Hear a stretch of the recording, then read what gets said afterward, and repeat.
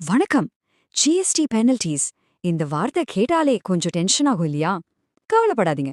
இந்த விளக்கத்துல ஜிஎஸ்டி விதிகளை ரொம்ப சிம்பிளா புரிஞ்சுக்கிட்டு தேவையில்லாத அபராதத்திலிருந்து உங்க பணத்தை எப்படி காப்பாத்தலாம் தான் பார்க்க போறோம். நீங்க ஒரு தொழில் பண்றவரா இருந்தாலும் சரி, இல்ல ஒரு சாதாரண வரி செலுத்துபவரா இருந்தாலும் சரி, இது உங்களுக்கு நிச்சயமா யூஸ் ஆகும். யோசிச்சு பாருங்களேன், ஒரு சின்ன மிஸ்டேக் தானே, அதனால என்ன ஆயிட போகுதுன்னு நம்ம அசால்ட்டா இருக்கலாம். ஆனா உண்மையில அந்த சின்ன தப்பு நம்ம பாக்கெட்ல இருந்து எவ்ளோ பணத்தை எடுக்கும் தெரியுமா? வாங்க இத பத்தி கொஞ்சம் டீட்டெயில்டா பார்க்கலாம். சரி, முதல்ல ரொம்ப பொதுவா எல்லாரும் சந்திக்கிற ஒரு பிரச்சனையிலிருந்து ஆரம்பிக்கலாம். அதுதான் ரிட்டர்ன்ஸை லேட்டா ஃபைல் பண்றது. இது ரொம்ப காமனான ஒரு விஷயம்தான். ஆனா இதனால வர்ற விளைவுகள் என்னன்னு இப்ப பாப்போம். நீங்க ஜிஎஸ்டிஆர் 1 அல்லது ஜிஎஸ்டிஆர் 3B ரிட்டர்ன்ஸை லேட்டா ஃபைல் பண்ணா ஒவ்வொரு நாளுக்கும் பெனால்ட்டி இருக்கு.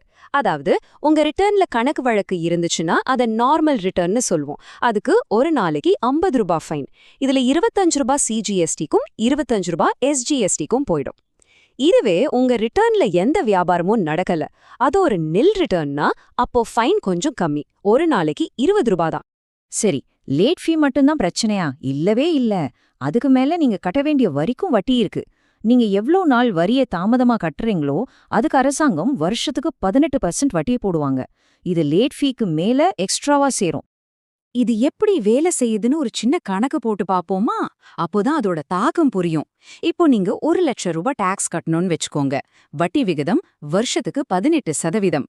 நீங்க சரியா 30 நாள், அதாவது ஒரு மாசம் லேட்டா கட்டுறீங்க. அந்த கணக்குப்படி பார்த்தா வட்டி மட்டும் எவ்ளோ வருது பாருங்க. கிட்டத்தட்ட 1479 ரூபாய். யோசிச்சு பாருங்க, வெறும் ஒரு மாச தாமதத்துக்கு வட்டி மட்டுமே இவ்வளவு. இது நீங்க கட்ட வேண்டிய அசல் வரிக்கு மேல நம்ம பாக்கெட்ல இருந்து போற பணம். இங்கதான் ஒரு முக்கியமான ட்விஸ்ட் இருக்கு.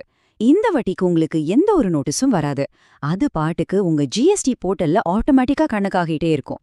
இதனால தான் நிறைய பேர் திடீர்னு இவ்ளோ பெரிய தொகையை கட்ட வேண்டியிருக்கேன்னு ஷாக் ஆகுறாங்க.